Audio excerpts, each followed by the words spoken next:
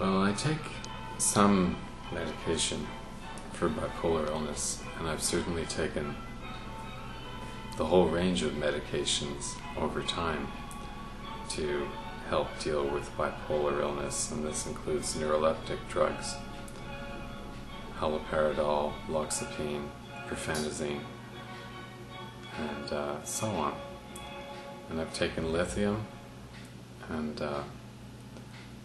I take Epival. Now, Epival is not a mood stabilizer. It's something that really only deals with the manic side of bipolar illness, so it's not a lot of help with depression.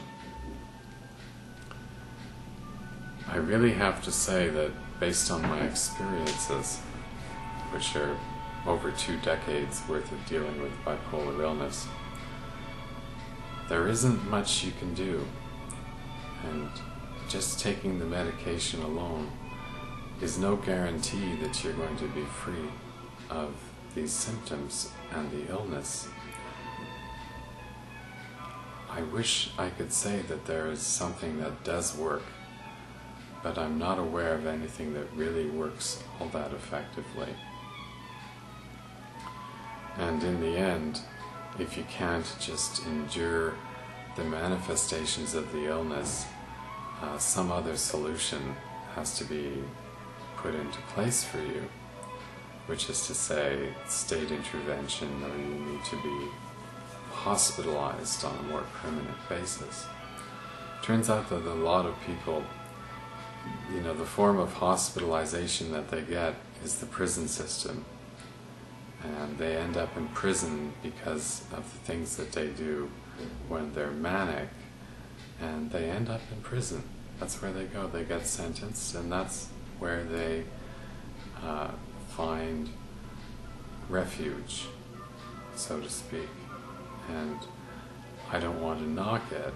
You may think that prison is the one thing that you want to avoid at all costs, but the reality is, for some people, it's home. It's the only thing that they've got.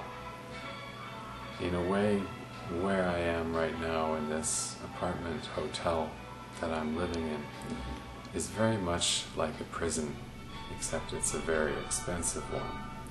But I would be perhaps no worse off if I were in prison. I'd have a bit less privacy, and I guess my life would be not quite as pleasant as it is here.